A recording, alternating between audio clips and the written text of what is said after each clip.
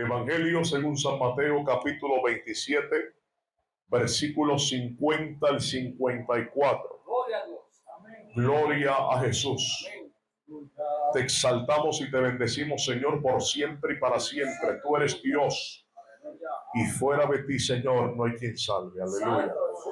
Dice la Biblia, en el nombre del Padre, del Hijo y del Espíritu Santo, la grey presente dice, amén. Mas Jesús, habiendo otra vez clamado a gran voz, entregó el Espíritu. Y he aquí el velo del templo se rasgó en dos, de arriba a abajo. Y la tierra tembló y las rocas se partieron. Y se abrieron los sepulcros y muchos cuerpos de santos que habían dormido se levantaron. Y saliendo de los sepulcros después de la resurrección de él, vinieron a la santa ciudad y aparecieron a muchos. El centurión y los que estaban con él guardando a Jesús, visto el terremoto y las cosas que habían sido hechas, temieron en gran manera y dijeron, verdaderamente, este era hijo de Dios. Dios añada bendición a su palabra. Incline su rostro, permítame orar. Padre, en el nombre de Jesús, gracias te damos en esta noche, porque nos permites llegar a este lugar, no solo para alabarte en la hermosura de tu santidad, sino también sentarnos a la mesa para escuchar tu voz, el consejo de tu palabra. Te pedimos, Señor nuestro, que nos ministres por medio de la misma. No queremos escuchar voz de hombre, Señor, no es nuestro deseo, sino por el contrario, nuestro anhelo es escuchar tu voz y lo que tu Espíritu Santo tiene para comunicarnos a nosotros en esta noche. No se hagan nuestras voluntades, sino tu voluntad, Señor Dios. Señor, reprende al adversario y toda fuerza infernal contraria a ti no tiene parte ni suerte con nosotros. En el nombre de Jesucristo, cadenas son rotas y toda conspiración del maligno queda inoperante por los méritos de nuestro Salvador Jesucristo. En su nombre hemos orado. Amén, Señor. Amén, Señor. Amén. Tome asiento, no siente su alabanza. Su nombre sea toda la gloria por los siglos de los siglos. Gloria a Jesús. Me habían dicho tipo conferencia, pero esto es predicación. Lo que voy a traerles, gloria al Señor, lleva en sí enseñanza, por supuesto, pero vamos a predicar la palabra del Señor. ¿Ven? Gloria a Jesús. El tema en esta noche es sencillo. Rasga el velo. Rasga el velo. Rasga el velo. Mantenga esas palabras presentes en su mente y en su corazón. Porque lo que Dios nos va a ministrar por medio del consejo de su palabra nos va a guiar, hermanos míos, a una examinación de fe y de conciencia para saber en qué lugar nos encontramos en la fe de nuestro Señor Jesucristo. En una ocasión, un investigador de derechos humanos escribió un interesante artículo, y ese artículo examinaba la construcción de muros separadores en los diferentes países del mundo. Y en ese artículo él hace un recuento histórico y dice que muchos muros se han construido a lo largo de la historia y han sido creados para separar poblaciones enteras o para limitar el movimiento de individuos. Usted recuerda el muro de Berlín. Ese muro de Berlín de hace más de 60 años, que fue construido durante la Guerra Fría. Al menos tuvo que haber escuchado del muro de Berlín. Y cuando cayó el muro de Berlín, dice la historia que fue construido por los alemanes del este, para que los del este no escaparan hacia el oeste. Pero también hay otro muro, que es mucho más famoso que el muro de Berlín, y se construyó entre los siglos 7 al siglo 4 antes de Cristo, la Gran Muralla de China. Se construyó para reforzar esa frontera de China, porque la frontera de China fue escenario de múltiples batallas, de conflictos entre los chinos y otros pueblos, entre enemigos invasores durante varios reinados. Ahora bien, Hay una construcción separadora. Escuche esto. Hay una construcción separadora. Pero esa construcción de la que voy a hablarles, mis hermanos, no es una construcción material, es una construcción espiritual. Y esta construcción espiritual puede ser imperceptible al ojo si no se presta atención para poder identificarla.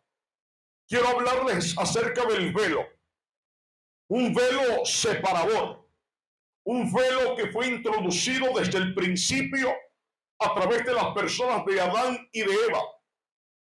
Este velo, mis hermanos, fue fabricado, fue tejido como resultado de los engaños de aquella astuta serpiente y la desobediencia de Adán y de Eva. Y durante siglos hasta nuestros días, ese velo separador entre Dios y los hombres ha causado grandes estragos morales, ha causado estragos espirituales, estragos sociales, estragos psicológicos en miles de millones de personas. Ninguna persona sobre la faz de la tierra ha quedado exenta de las consecuencias de ese velo separador, excepto solamente una persona. Una persona. Y usted y yo sabemos quién es esa persona. Aleluya. Ese velo separador nos separa de la gloria de Dios, según dice Romanos capítulo 3, versículo 23. Ese velo habla de la naturaleza del pecado que usted y yo heredamos, los hombres y las mujeres. Ese velo se traduce en una desgracia porque nos priva de la presencia de Dios, nos distancia del Santo, nos distancia del Dios Supremo. A su nombre sea la gloria. Y nos deja tanto a usted como a mí en un vacío desesperante. Gloria a Jesús. Porque usted y yo fuimos creados desde el principio para ser adoradores, para participar de la comunión con Dios, para tener eternidad. Ese velo separador, reitero, es el pecado. Ahora bien, escuche bien. Gloria a Jesús. Esto es un mensaje tanto para los de adentro como para los de afuera. Su nombre sea la gloria. ¿Qué es pecado? En una ocasión, Juan Wesley y Carlos Wesley, los hermanos Wesley, fundadores del metodismo, del movimiento o denominación metodista, alabado sea el Señor, le preguntaron a su madre Susana Wesley: mamá, ¿qué es pecado? Y esta mujer sabiamente y prudentemente le respondió a sus hijos que era pecado. Y les dijo: pecado es cualquier cosa que debilite tu razón, cualquier cosa que altere la sensibilidad de tu conciencia, cualquier cosa que oscurezca tu apreciación de Dios, cualquier cosa que te quite la pasión por las cosas espirituales, cualquier cosa que aumente el poder o la autoridad de la carne sobre tu espíritu. Eso para ti se convierte en pecado independientemente de cuán bueno sea. A su nombre sea la gloria. Así que, teniendo en cuenta lo que es pecado, mi alma te alaba, Jesús, porque pudiésemos nombrar y hacer un listado de pecados. Gloria a Dios. Pero estamos en un siglo donde cada persona interpreta y entiende lo que es pecado basándose en sus intereses e inclinaciones personales. Para algunos lo impuro es impuro, para otros lo impuro es puro y no tiene nada de absolutamente malo en sí. Pero todo lo que nos aleje de Dios, todo lo que ocupa el lugar de Dios en nuestros corazones, todo lo que causa ceguera para poder apreciar la santidad de nuestro Dios, todo lo que nos mantenga al margen y no podamos avanzar hacia Dios, independientemente de lo bueno que parezca, de lo bueno que simule, de lo bueno que aparente, es pecado. Dios sabía desde el principio que el hombre y la mujer iban a pecar. Alabado sea el Señor. Y él mismo desde el principio estableció que vendría uno que heriría a la serpiente, que causó el engaño en el corazón de Adán y de Eva. Pero hablaremos de eso más adelante, mis hermanos. Voy a seguir porque largo camino nos resta. Su nombre, gloria. Mi alma te alaba, Dios. Dios, a pesar del pecado, Dios juró y dijo a un pequeño y aparentemente insignificante pueblo: yo les voy a tomar y ustedes serán mi pueblo y yo seré su Dios. Y ustedes sabrán que yo soy Jehová vuestro Dios. Éxodo capítulo 6, versículo 7. ¿Qué íbamos a pensar o a imaginar usted y yo, siendo personas con diferencias culturales, diferencias de idiomas, que estaríamos incluidos en ese pacto que juramentó Dios al pueblo de Israel?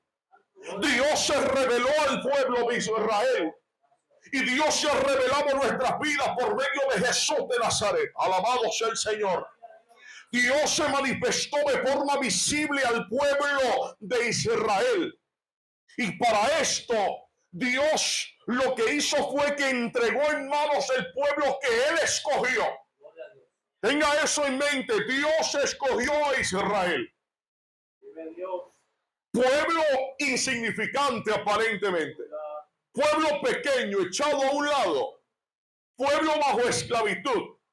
Alabado sea el Señor. Un pueblo que mientras permanecía en Egipto, poco a poco, debido a la esclavitud y a la opresión, iban olvidando el Dios de sus padres, al Dios de sus padres. Un pueblo que poco a poco comenzó a temerle más a los falsos dioses egipcios que reverenciar al Dios que les había sido enseñado por sus padres. Porque los egipcios, en el nombre de sus falsos dioses, también realizaban milagros y prodigios. Y esto mantenía al pueblo en un estado de sumisión, en un estado de esclavitud continua. No permitían que el pueblo se levantara en contra de Egipto, porque tenían temor de los falsos dioses.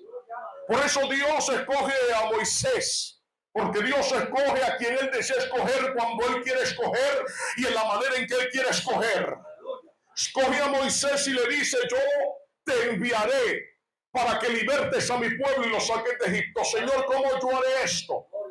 ¿Cómo ellos sabrán que fuiste tú el que me enviaste? Y por primera vez en la historia bíblica, Dios revela su nombre diciéndole a Moisés: les dirás que el yo soy te envió. Y ellos sabrán que el gran yo soy, el yo soy el que soy, es el que te ha comisionado y ha puesto esta misión en tus manos para que libertes a mi pueblo Israel. A su nombre sea la gloria.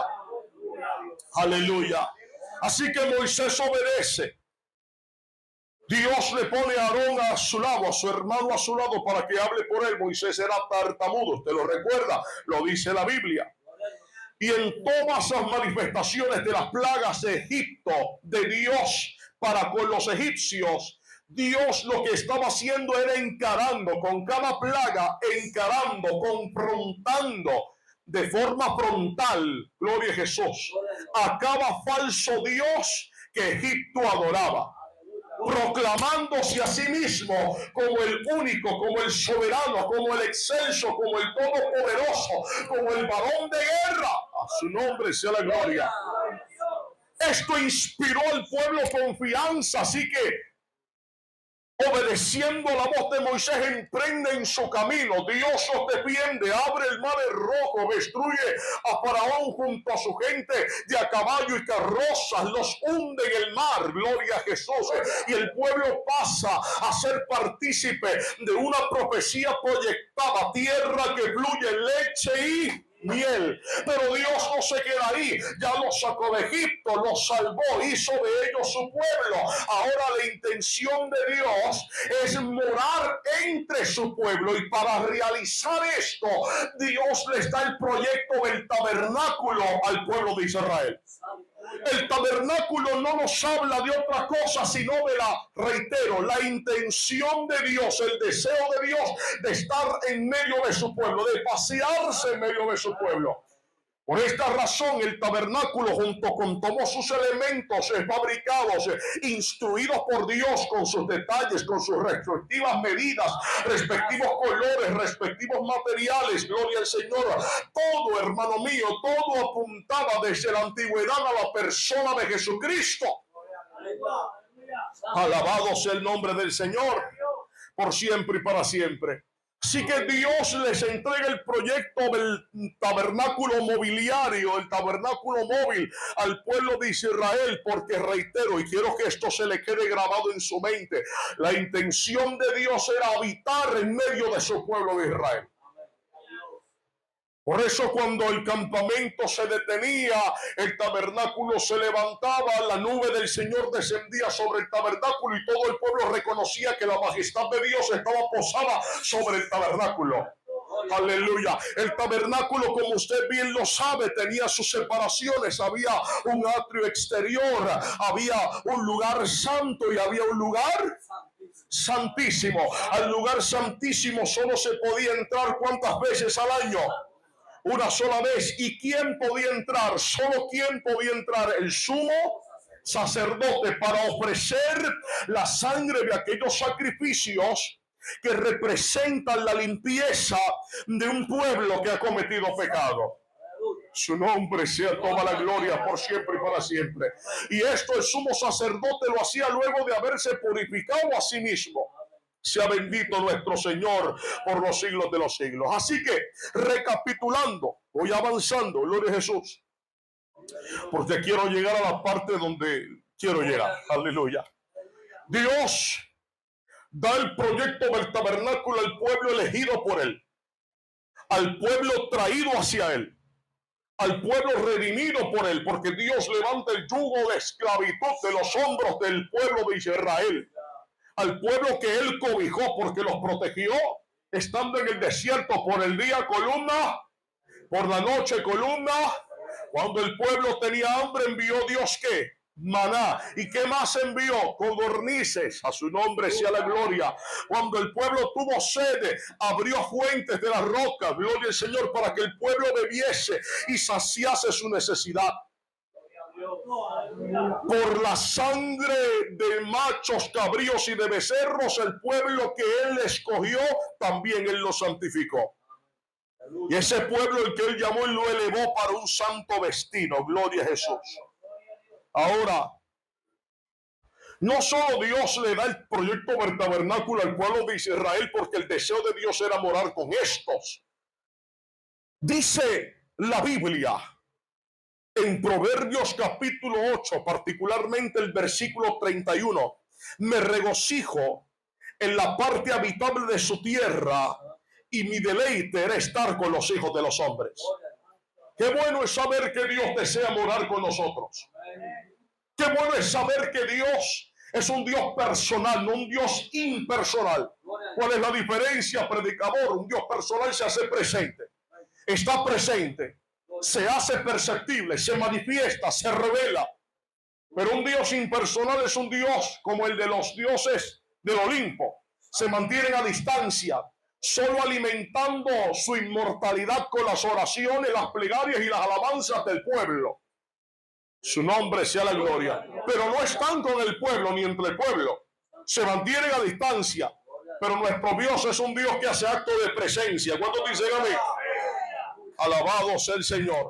Así que cuando Dios les entrega el tabernáculo al pueblo y establece estas separaciones dentro del tabernáculo, esas separaciones tuvieron lugar a través de ¿qué? De velos. ¿Cierto o no? En el lugar santo entraban los sacerdotes diariamente para oficiar, para tener los panes en la mesa, para tener el incensario encendido, el candelabro encendido, porque el fuego no se podía apagar. Su nombre sea la gloria. Pero esos velos separaban al resto de los hombres de la presencia de Dios. Dios estaba con ellos. Dios estaba en medio del campamento.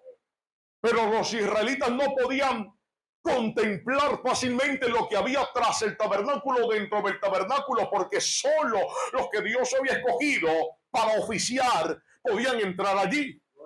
Y el pueblo solo se acercaba a cierta distancia para traer sus sacrificios, sus ofrecimientos. Alabado sea el nombre del Señor Jesús. Y esto nos enseña que Dios, el que nosotros servimos y predicamos, es un Dios santo. Y que este velo separador del pecado nos impide gustar y contemplar la presencia de Dios. Pero Dios estaba en aquel santuario móvil, pero el pueblo solamente podía verlo desde lejos. Su nombre sea la gloria. En un sentido espiritual, esto tiene aplicación, mis hermanos, a nuestra propia experiencia como creyentes. Todos los que hemos confesado a Cristo como Señor y Salvador, gustamos de la presencia de Dios. Experimentamos el toque del Espíritu Santo. Un cristianismo sin poder para nosotros es un cristianismo incompleto. Gloria a Jesús.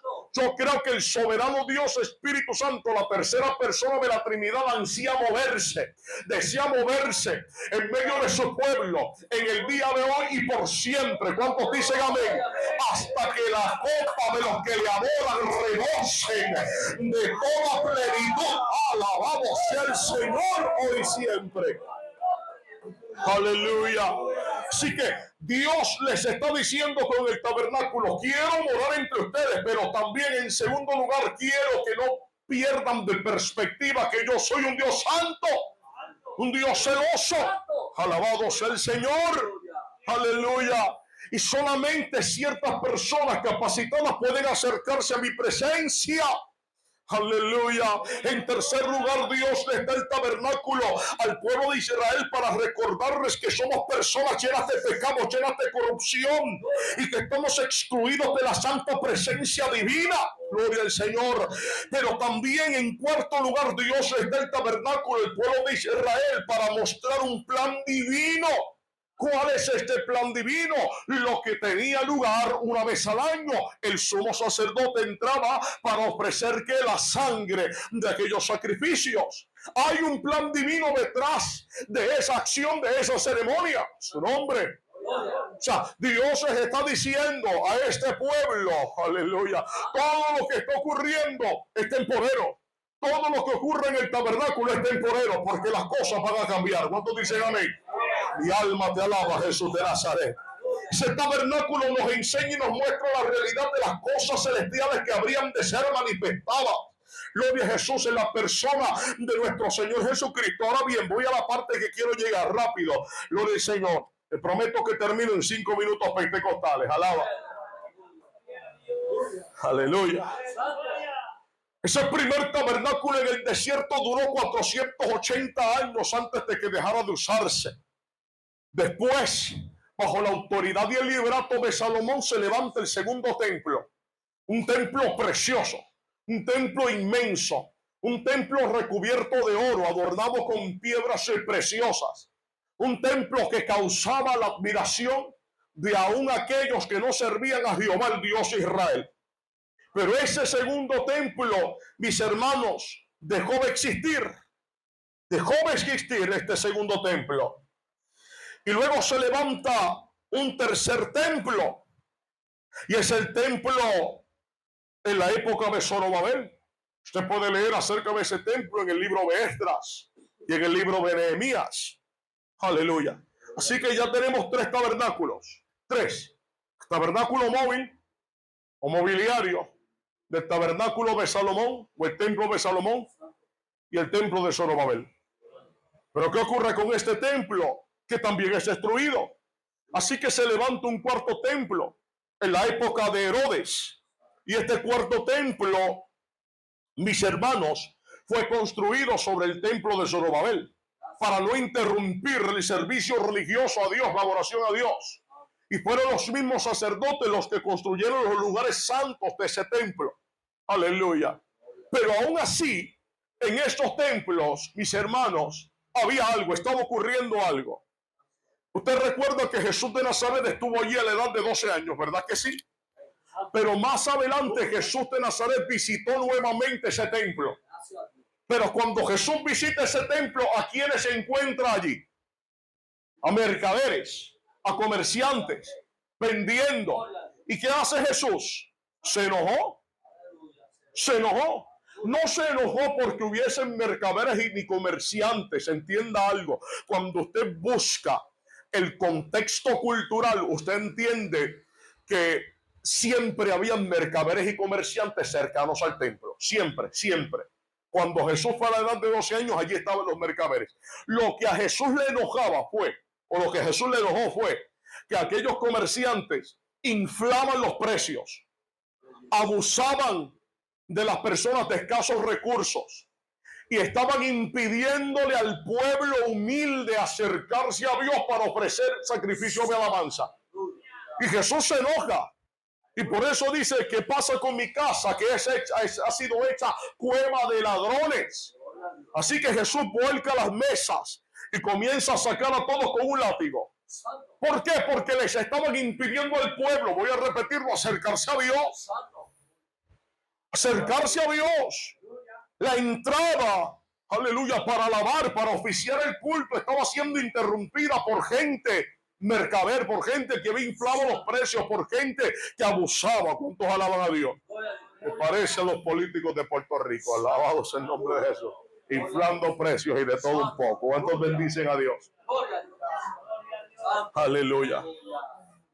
Pero ese templo, ese cuarto templo, ya comienza a dejar de tener su eficacia. Sí, sí, sí. El cuarto templo levantado por Herodes deja de tener su eficacia. Entonces aparece Jesús de Nazaret de la historia, Gálatas capítulo 4, versículo 1 y siguientes, donde Dios dice que en el tiempo señalado por Dios, por él mismo, levantaría a Jesús de Nazaret, nacido de un vientre virgen, del vientre de María. María es la madre de Dios en el sentido de aquella que da a luz a quien es Dios. No es madre de Dios en el sentido del Dios que es espíritu, el Dios que es eterno, porque María también necesita salvación y redención. Y ella está esperando el levantamiento de entre los muertos. Su nombre sea la gloria. Así como usted y como yo estamos esperando el día grande del Señor, cuando sea revelado sobre cada uno de nosotros. Su nombre sea la gloria. Ella no es corredentora, ella no puede cointerceder con nuestro Señor Jesucristo, porque ella también necesitó de la sangre redentora que limpia todo pecado. Ella no tiene poder. Aleluya. No tiene poder para obrar a favor de los hombres. El único mediador entre Dios y los hombres es Jesucristo. ¿Cuántos dicen amén? Ese cuarto templo deja de funcionar, de tener su eficacia, y se levanta un quinto templo, predicador. ¿Cuál es este quinto templo? Un templo que no fue hecho por manos de hombres, un templo que fue hecho de carne y de espíritu. ¿Cuántos alaban a Dios? Ese cuarto templo, ese quinto templo, debo decir, es la persona de Jesús de Nazaret. Literalmente su cuerpo santo. Su cuerpo vino a ser tanto tabernáculo como santuario. Su nombre, gloria. Voy avanzando. Que quiero llegar a la idea central de este sermón. Gloria a Jesús de Nazaret. Así que aparece Jesús, el tabernáculo hecho carne. Aleluya, el santuario en forma humana, y se ofrece a sí mismo como sacrificio excelente una vez y para siempre. La palabra del Señor dice en Hebreos que este sacrificio de Jesús fue tan excelente que le bastó solamente con dar su vida una sola vez y para siempre, para redimir y reconciliar todas las cosas consigo. A su nombre sea la gloria. No hay necesidad de inversiones, no hay necesidad de otros sacrificios, no hay necesidad de esfuerzos, no hay necesidad de comprar, de vender, de negociar, de transaccionar. Solo con creer y confesar que Jesús es el Señor y que se levantó entre los muertos, tenemos comunión para con Dios por medio de Él. Su nombre. Ese cuarto templo pierde su eficacia y se levanta Jesús de Nazaret. Y Jesús de Nazaret hace cosas indubitables, hace cosas increíbles a los ojos de los judíos. La Biblia dice: a los suyos vino y los suyos no le recibieron. Debido a que los suyos no le recibieron, Jesús sale de Galilea y se traslada hasta Capernaum. Y en Capernaum establece su centro de operaciones, su oficina ministerial, por decirlo así. En Capernaum fue donde Jesús llamó a Mateo. En Capernaum fue donde el Señor sanó a la suegra de Pedro. En Capernaum fue donde el Señor dijo de sí mismo: yo soy el pan de vida. En Capernaum fue donde el Señor le sanó al siervo del centurión. En Capernaum fue donde el Señor levantó al paralítico y aquellos 4 amigos que abrieron el techo y le hicieron descender hasta Jesús de Nazaret. En Capernaum fue que el Señor alimentó a la multitud. En Capernaum ocurrieron muchas cosas. Su nombre sea la gloria. A su nombre sea la gloria. Su nombre sea la gloria. Pero los hombres y las mujeres de Capernaum no creyeron la palabra del Señor tampoco. Y Jesucristo nuestro Señor predijo la destrucción de Capernaum. Sabe que esa profecía tuvo su cumplimiento y todavía se debate dónde se encontraba verdaderamente Capernaum en el Nuevo Testamento. Lo que Jesús dice se cumple. Toda palabra que sale de su boca es sí y es amén. Él no es hombre para mentir, ni hijo de hombre para arrepentirse. Él es el mismo ayer, hoy y por los siglos de los siglos. Ahora este Jesús, hecho carne, se hace pecado por nosotros, pero sin conocer pecado. ¿Qué significa eso, predicador? Que Jesús fue tentado en todas las tentaciones que usted puede imaginar. Así como los hombres también somos tentados, pero Jesús no se dio ninguna de ellas. No fue vencido ni dominado por ninguna de ellas, porque su comida, su fortaleza, su rectitud venían de hacer la voluntad del Padre. Y la voluntad del Padre era ofrecer a su Hijo una vez y para siempre. Usted recuerda la historia cuando Abraham está con Isaac y Dios le dice: ofréceme a tu hijo en sacrificio. Usted recuerda lo que ocurrió cuando Abraham levantó el cuchillo para sacrificar a su hijo. ¿Qué le dijo el Señor? Detente, detente. Esa vez, Dios detuvo a Abraham. Pero con la persona de Jesús, Dios no se detuvo. Hay un paralelismo en ambas historias. Con la persona de Jesús, Dios no se detuvo. Dios no detuvo que los clavos traspasaran el cuerpo, las manos y los pies de nuestro Señor. Que la lanza traspasara su costado, que los látigos, aleluya, y los azotes arrancaran la carne de su piel. Dios no lo detuvo. Todo era con miras a reconciliarnos y a salvarnos. No hay mayor amor que este, que uno que da su vida en rescate de muchos. Dice la Biblia: mas Dios muestra su amor para con nosotros, en que siendo aún pecadores, Cristo murió por nosotros.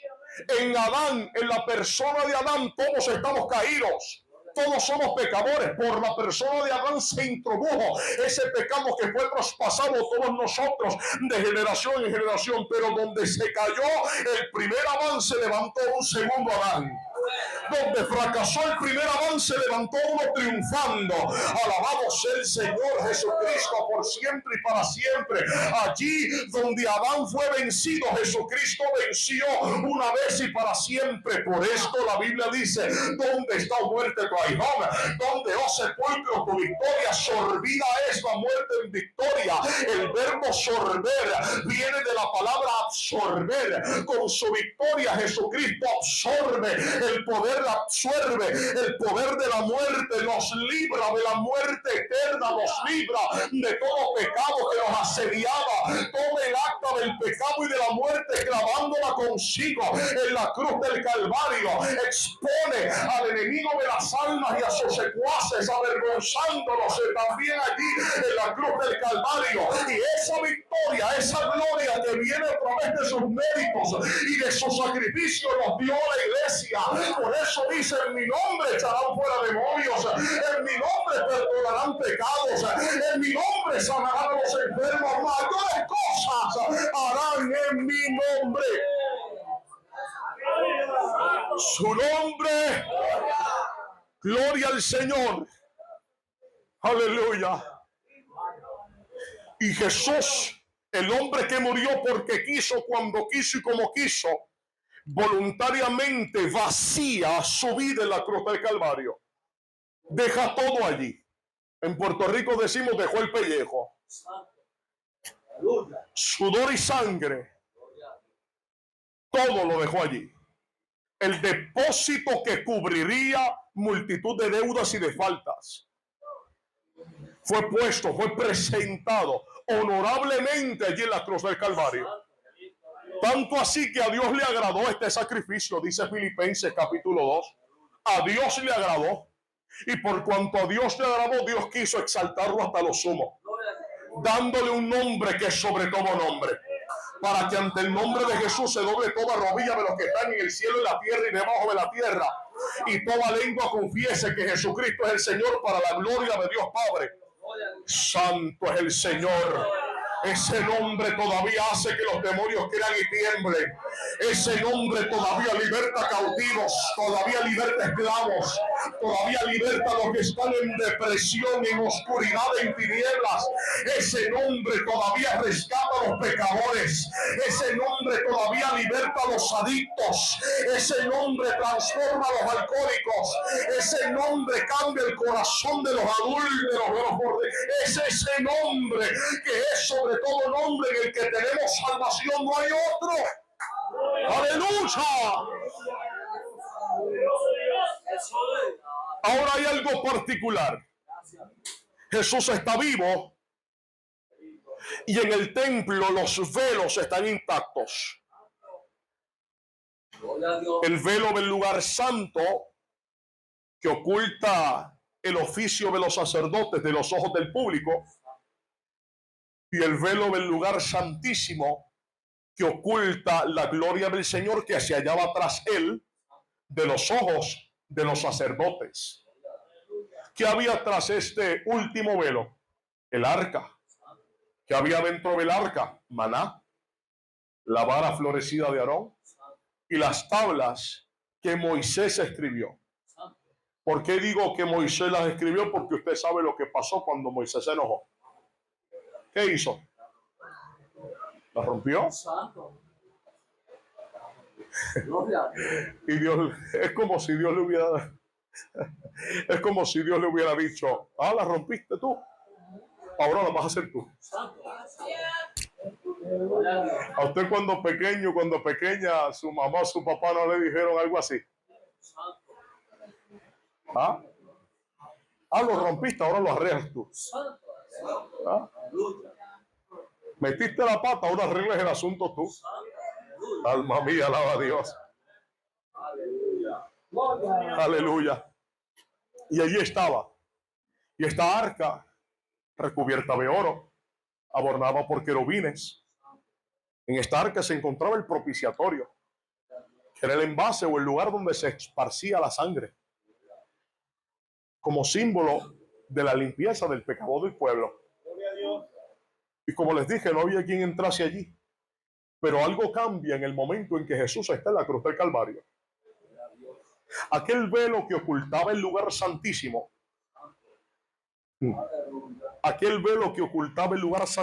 mis hermanos, era una cortina de 65 pies de alto, 32 pies de ancho y 4 pulgadas de grosor.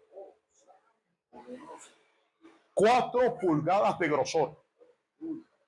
4 pulgadas de grosor. Si usted sabe de construcción o de carpintería, usted sabe que 4 pulgadas de grosor es bastante ancho. Ahora, imagine esas 4 pulgadas extendida hacia los lados para sumar 32 pies de ancho y 65 pies de alto.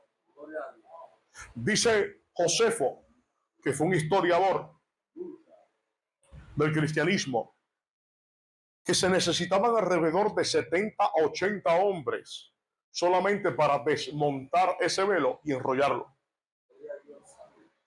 Él dice que si hubieran atado caballos al lado derecho de la cortina y caballos al lado izquierdo de la cortina y forzaran a los caballos a correr hacia direcciones opuestas, esos caballos no tendrían la fuerza para romper ese velo.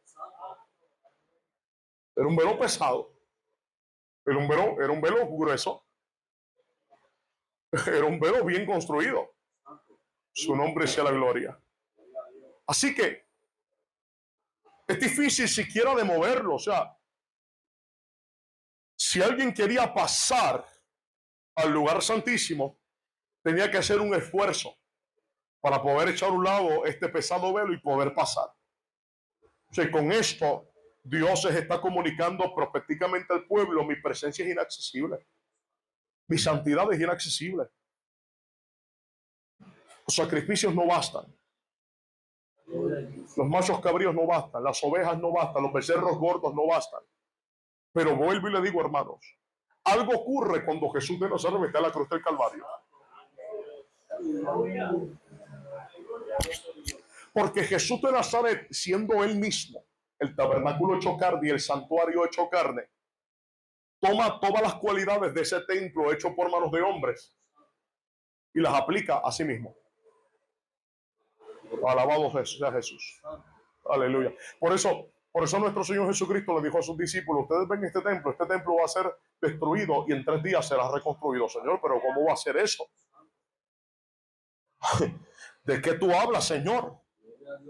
¿Cómo que este templo va a ser destruido y en 3 días se va a reconstruir? Si este templo fue construido en alrededor de 6 a 7 años aproximadamente se necesitó para construirlo.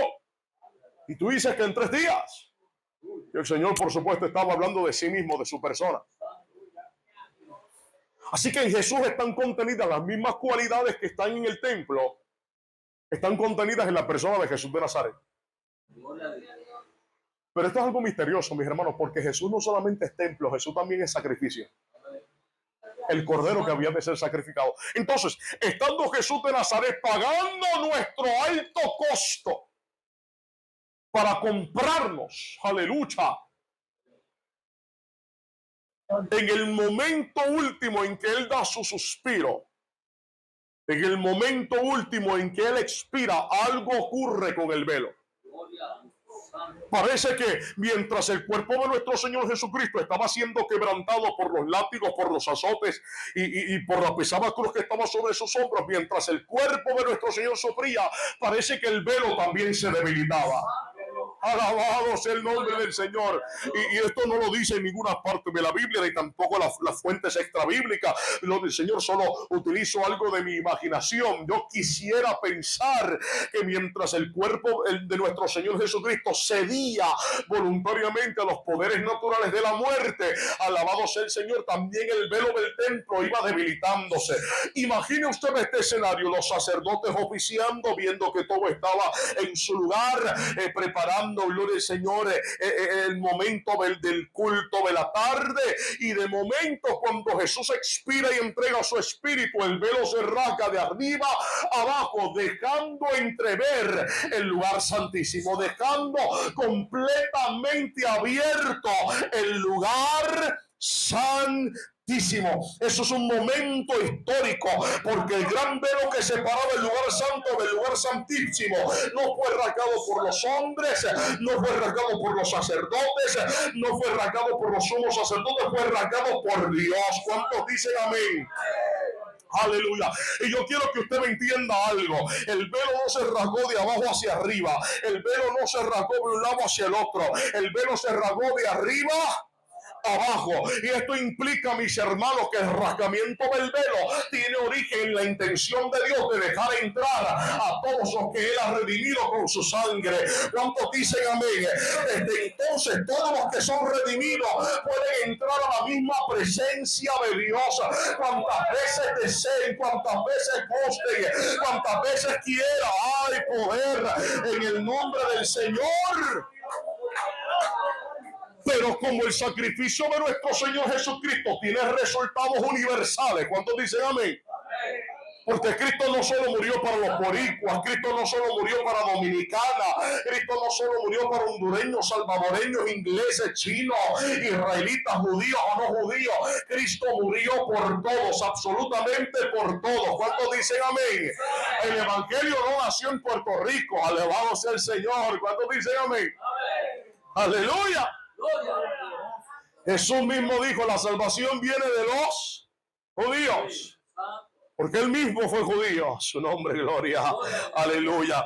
Así que Jesús, habiendo muerto por todos, abre la entrada. Abre la entrada. Pero lo magnífico de esto es que no solo abre la entrada. Lo magnífico de esto es que Jesús de Nazaret, con este rasgamiento del velo, establece que ya no hay necesidad de templo hecho por manos de hombres, donde habite temporalmente o de tiempo en tiempo la presencia de Dios. Ahora todos los que yo redimo, todos los que yo limpio, ellos serán mi tabernáculo, ellos serán mi santuario, ellos serán mi templo. Ahí es donde se cumple entonces lo dicho en la palabra, y ellos serán mi pueblo y yo seré su Dios, y yo moraré con ellos eternamente y para siempre. Su nombre sea la gloria. Por eso él dijo, yo me voy al cielo, pero no les dejaré huérfanos. Yo les voy a enviar al Consolador, al Espíritu Santo, el que les guiará toda verdad y a todo juicio, de toda justicia, y les comunicará mi voluntad. Y yo me voy, pero vendré otra vez y los voy a tomar a mí mismo, para que donde yo estoy, ustedes también estén. Oh, santo es el nombre de nuestro Señor. Hizo de cada uno de nosotros recipientes de gloria, hizo de cada uno de nosotros recipientes de su presencia, hizo de cada uno de nosotros recipientes de su majestad, que es el hombre, decía el salmista, para que tengas de él memoria, y el Hijo del Hombre para que lo visites. A nosotros nos hiciste poco menor que los ángeles, y aún así nos coronaste de gloria y nos vestiste de alegría. ¡Ay, poder! En el nombre de Jesús, el velo del templo se rasga, el camino es abierto, pero no solo el camino es abierto. Ahora, Padre mío, voy a morar en ellos, voy a morar en el alcohólico que se arrepiente, en el drogadicto que se arrepiente, en el idólatra que se arrepiente, aleluya, en el adúltero que se arrepiente, en el mentiroso que se arrepiente. Voy a morar en cada uno de ellos, porque mi sacrificio es uno completo, es uno excelente. Mi sangre basta. Oh, cuántos alaban al Señor. Mi sangre basta, mi sangre es suficiente. Por mucho tiempo este pueblo ha estado lejos, andando en tinieblas, pero ha resplandecido ahora mi luz sobre cada uno de ellos. Yo les escojo a ellos, porque los amé desde antes de la fundación del mundo. Ellos no me amaron a mí primero, yo los amé a ellos antes de que se formaran en el vientre de sus madres. Oh sí, yo como lo vil y lo menospreciado del mundo, y hago de ellos recipientes de salvación. Por eso él tiene la autoridad de dar la salvación a quien él quiere darla. ¿Quiénes somos nosotros para impedir que cualquier muchacho o muchacha, joven, niño, se acerque a la presencia de Dios y diga, yo quiero a Cristo? Si la salvación viene de él, y él la va a quien le place darla. Y todos necesitamos salvación. Su nombre. Cierro. Ahora el velo del templo se rasgó.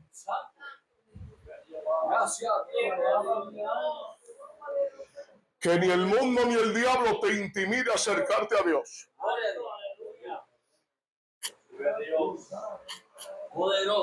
Que los enemigos del hombre, los enemigos de tu corazón, y aún tu propia carne te intimida a acercarte a Dios. El camino está abierto. Acércate, porque el Dios que tú adoras, alabas y glorificas no es un Dios de lejos, es un Dios de cerca. La Biblia dice: acercaos a mí, yo os acercaré a vosotros, dice el Señor. No los quiero de lejos, los quiero de cerca. Y esto tuvo cumplimiento en la persona de Jesús. Y con esto llegó la idea central del mensaje.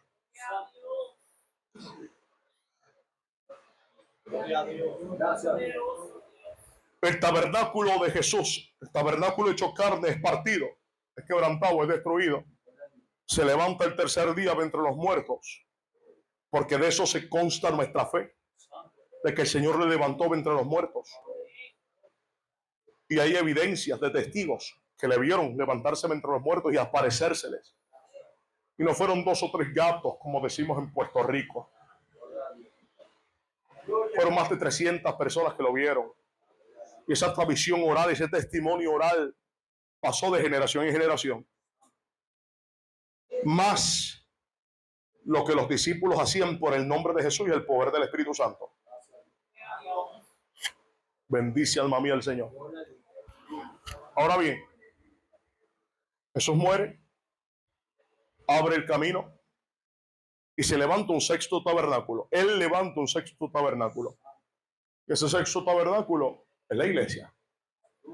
Como les dije, recipientes de salvación, portadores de esa redención, participantes de las riquezas y gloria con Cristo Jesús. Gloria a Dios. Y ya no estamos sentados en mediocridad ni en tinieblas, no, no. Él nos ha puesto en lugares celestiales juntamente con Él. Qué lindo es Dios. Así que la iglesia viene a ser el santuario interior, el edificio donde mora el Espíritu Santo. Ahora, esta es la idea central del mensaje. Si el velo del templo Jesús lo rasgó, o fue rasgado por Dios, pues Jesús estaba en la cruz del Calvario. Y ese rasgamiento, como les dije, tuvo origen en Dios, porque fue de arriba abajo, no de abajo hacia arriba. Lo que implica es que fue el mismo verbo de Dios que pasó por ahí hasta que se rompió. Si el velo del templo fue rasgado, el camino está abierto y tú fuiste hecho morada de Dios. ¿Por qué insistimos nosotros, los hombres, en construir nuestros propios velos para separarnos de Dios? Esos velos se manifiestan de muchas formas y de diferentes maneras. Esos velos que nosotros creamos, hermanos, pueden manifestarse a través de pecados sin confesar. Pueden manifestarse a través de dudas, incredulidades, a través de depresión, de miseria, de no sentir satisfacción por las cosas del Evangelio de Cristo. Yo le fui honesto al Señor cuando llegué aquí. Yo estoy aquí por la gracia del Señor. Le dije: Señor, yo estoy cansado. Estoy cansado física, emocional y mentalmente. Estoy agotado. Y sabe, Señor, que humanamente estoy aquí para salir del paso. Le fui sincero y honesto al Señor. Pero le dije al Señor: pero que no se haga mi voluntad sino tu voluntad. Porque yo pudiese proponer desde mi debilidad, pero tú eres el que dispone desde el poder y la fortaleza que das. Su nombre sea la gloria. Y siempre comienzo a predicar en debilidad y termino predicando en satisfacción de que la voluntad de Dios fue hecha por encima de la mía. Porque esto no se trata de nosotros, esto se trata de Él. Todos alaban a Dios. Pero ¿por qué insistes en construir, en fabricar tus propios velos? ¿Por qué insistes en mantenerte separado, alejado de Dios? Con excusas inexcusables, con justificaciones injustificables. Señor, no estoy preparado. Señor, estoy agotado, estoy cansado. Señor, no quiero hacerlo. Señor, no me da la gana de hacerlo. Señor, tengo muchas luchas. Señor, tengo muchas cosas en la cabeza. ¿Y qué? ¿Y qué? ¿Por qué fabricamos velos? Todos alaban al Señor. Esta clase de velos que nos mantienen distantes de gustar la presencia de Dios como Él desea que nosotros gustemos de su presencia. Y al diablo le causa gran fascinación cuando los mismos cristianos hacen su trabajo. Te voy a decir una cosa. Tú no fuiste llamado con un llamado secular.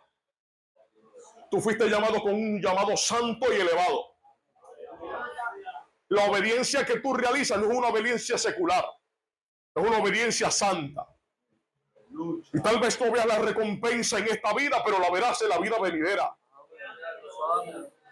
Y la Biblia te promete y te dice que allí Dios enjugará toda lágrima. No habrá dolor, no habrá llanto, no habrá aflicción, no habrá queja, no habrá querella. Tantos alaban al Señor. Porque Dios mismo nos pastoreará. Sea bendito el nombre del Señor.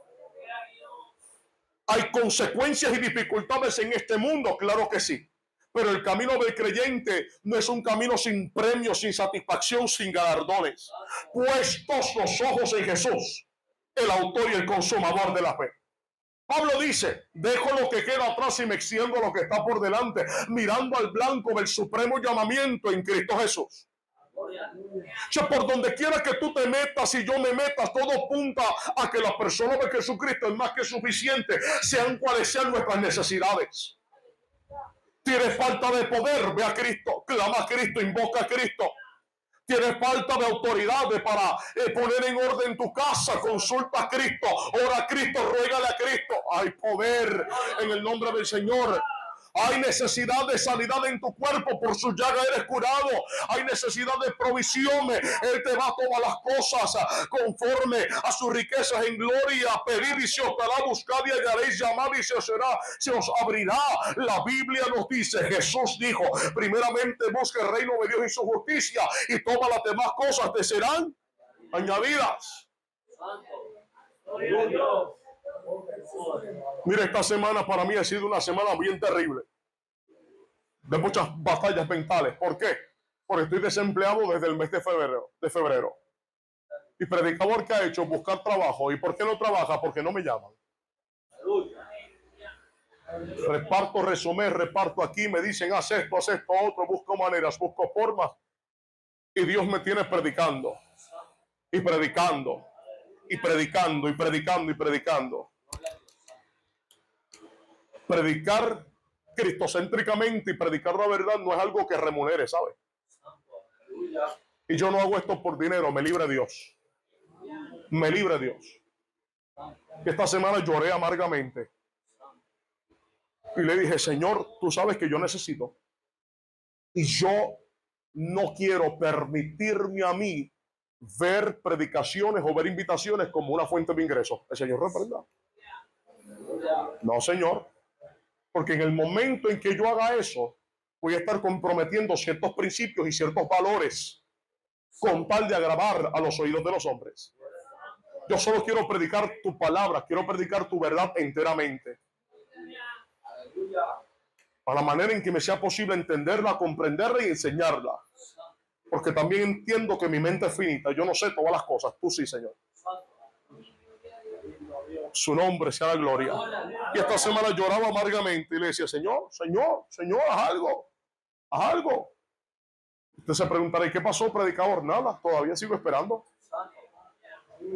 Pero ¿qué dice la Biblia? Pacientemente esperé al Señor. Y se inclinó a mí. Y oyó mi clamor. Y me hace sacar del pozo de la desesperación. Sea bendito el nombre de Jesús de Nazaret. Y tengo responsabilidades económicas, claro que las tengo. Pero tengo todas las cosas en Cristo Jesús. Aquí lo más importante es que nuestros nombres estén inscritos en el libro de la vida. Porque todas las cosas se van a quedar. ¿Tienes lo básico? Sí, tengo lo básico, tengo ropa. Tengo comida, se nota, mi apariencia es mi evidencia. Tengo alimento. Tengo techo, sí, tengo cama, amén. Tengo agua, que para mí es una de las cosas más importantes, el agua. Para ingerirla, para tomarla, para refrescarme, porque usted sabe, en Ponce hace calor, imagínense, en Salinas también compartimos el mismo sol. Somos pueblos costeros. ¿Cuántos dicen amén? Claro que también tengo. Bendice alma mía el nombre del Señor. Pero noté algo, que yo estaba fabricando un velo propio. Pues yo decía, Señor, no quiero, estoy cansado, estoy agotado, estoy hastiado de toda esta situación. La llamada constante de los prestamistas, de los bancos, de aquí, de allá, correos electrónicos, mensajes de texto, recuerde pagar, recuerde pagar. Y yo diciéndole al Señor, Señor, ¿hasta cuándo? Esto cansa. Estaba fabricando ese tipo de velo. Ese tipo de velos que ponen en entredicho las promesas de Dios. Ese tipo de velos que ponen en entredicho lo que Él juramentó, lo que Él dijo que iba a hacer. Ese tipo de velo que pone en tela de juicio, que pone en duda cuáles son sus atributos y su poderío para hacer las cosas imposibles posibles. Comencé a fabricar ese velo. Y en un momento dado me encontré cuestionándole a Dios el porqué de todas estas cosas. Su nombre sea la gloria. ¿Sabe qué? Hay lecciones en esta vida que Dios nos las va a enseñar cuando tocamos fondo, que de ninguna otra manera nosotros aprenderíamos, excepto en ese lugar que parece oscuro y parece tenebroso. Alabado sea el Señor. Pero así como le dijo el Señor a Marta y a María, esa enfermedad no es para muerte, es para la gloria de Dios. ¿Me entiende? ¿No? ¿Me entiende? Gloria a Jesús. Todo lo que acontece en nuestras vidas no es para muerte, es para la gloria de Dios. Recibimos formación, recibimos lecciones, recibimos sabiduría, recibimos enseñanza y sobre todo recibimos añadidura, unción, estatura, oh gloria a Jesús, crecimiento, maduración, perfección a la manera del varón perfecto de Cristo Jesús, Señor nuestro. Por eso, mis hermanos, que se calle el fariseo, que se calle Faraón, que se calle el diablo, pero la iglesia no se va a callar. Que se mantenga lejos del adversario, que él se coma sus propios velos, pero nosotros vamos a rasgar todos estos velos que nos impiden acercarnos a Dios, a profundizar más en Dios. Yo creo que a cada uno de nosotros debe sentir un palpitar diferente, un anhelo, una ignorancia diferente por algo superior. Estamos viviendo en tiempos subnormales, en tiempos anormales, pero todo esto nos dice que el Señor va a hacer algo grande y poderoso. Dios va a estremecer a Puerto Rico y va a socorrer que soya. Y Dios va a estremecer a Puerto Rico no en el sentido de juicio. Dios va a estremecer a Puerto Rico con su evangelio, con su poder, con su espíritu, con su verdad para traer el corazón de los hijos de vuelta a Él. Mira, levanta tus ojos y ve que los campos están blancos y listos para la siega. El deseado de las naciones se acerca, se aproxima y la iglesia debe trabajar mientras el día dura. Basta de velos, rompamos esos velos que nos envuelven, los velos que nos atan, los velos que nos inmovilizan, los velos que nos silencian, los velos que nos confunden, los velos que nos hacen agonizar, los velos que nos deprimen, los velos que nos entristecen, los velos que no nos permiten ensanchar, crecer, extender nuestras ramas como olivo verde en la casa de nuestro Dios. Rasga el velo, rasga el velo, rasga el velo. No en tu nombre, sino en el nombre de Jesús, con el poder y las fuerzas de Jesús. Entonces bendicen al Señor. Aleluya. Y estas fabricaciones de velos, estas creaciones de velos ocurren particularmente en la vida de los caballeros, ¿sabes? Hace unas semanas atrás tuve la oportunidad de estar en Connecticut, en un campamento de caballeros. Tuve la responsabilidad en mis manos de predicar viernes en la noche, sábado en la noche y domingo en la mañana. Y sentí muy fuerte en mi corazón de parte del Señor ministrarles este mensaje. Este mismo mensaje.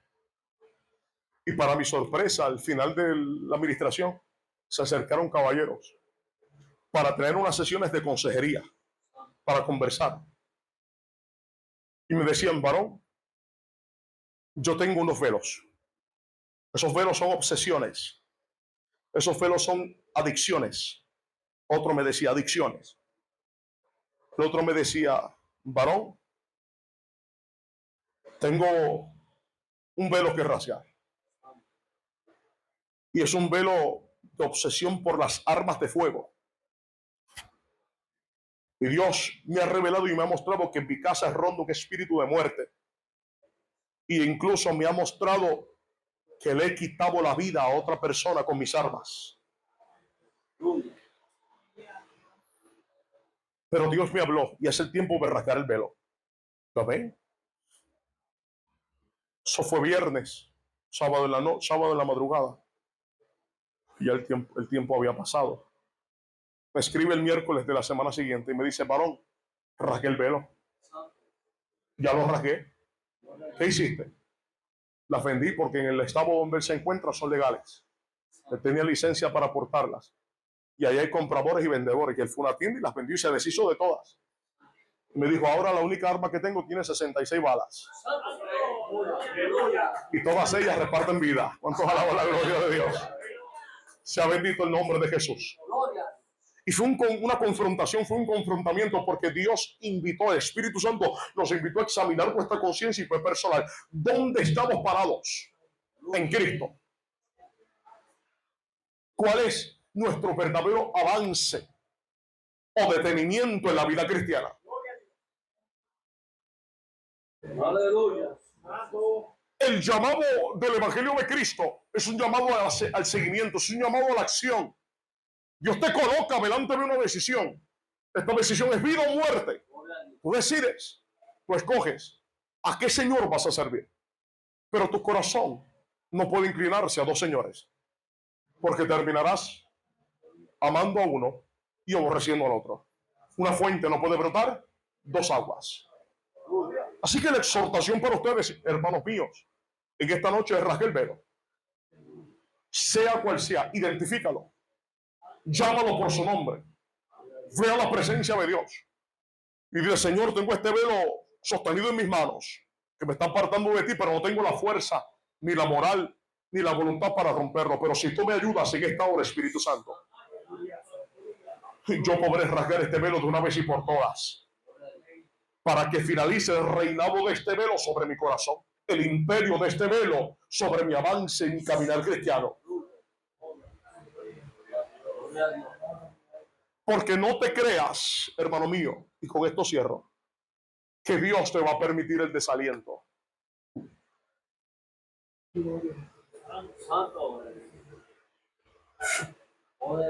A Moisés no se lo permitió. A Josué no se lo permitió. A Elías no se lo permitió. A Eliseo tampoco. A ninguno de sus siervos se los permitió. Porque Dios mismo sabe la clase de juramentos y de promesas que Él ha hecho sobre ti. Sus palabras no son huecas. Sus promesas, como les dije en un principio, en Él son sí, en Él son amén. Él promete lo que cumple. Él promete estar contigo todos los días hasta el fin. Él promete darte todas las cosas consigo, conforme a su voluntad. Entonces, ¿por qué no comienzas a gustar plenamente la vida de Dios? Esta es la hora de tomar a Cristo y darle el lugar que le corresponde en nuestros corazones. Esa es la hora de tomar a Cristo y darle el lugar que le corresponde sobre esta carne que está aquí. Sobre nuestros pensamientos, sobre nuestros afectos, sobre nuestros intereses, sobre nuestras inclinaciones. Cristo no merece un poco de tiempo, no merece un poco de atención, no merece un lugar secundario. Rasga el velo. Rasga el velo. Rasga el velo. Rasga el velo. Para que puedas ver lo que hay detrás del lugar santísimo. Ay, cosas que cosas que ojo no vio, ni oído oyó, ni han subido en corazón de hombre, son las que Dios ha preparado para los que le aman. Póngase de pie. Aleluya.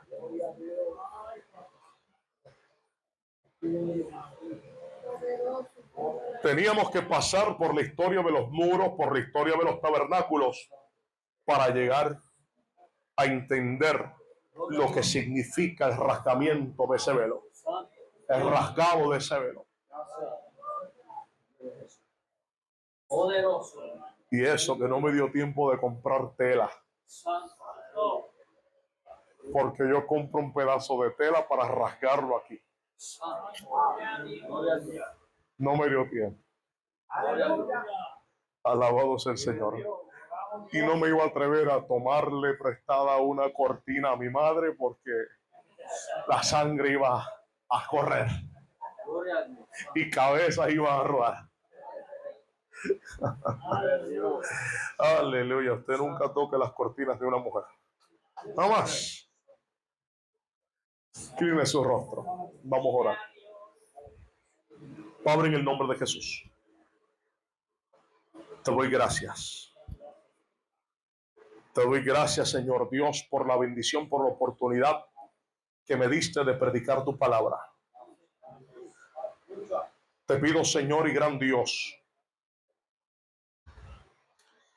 que tú la escribas en nuestros corazones, que podamos ponerla por obra.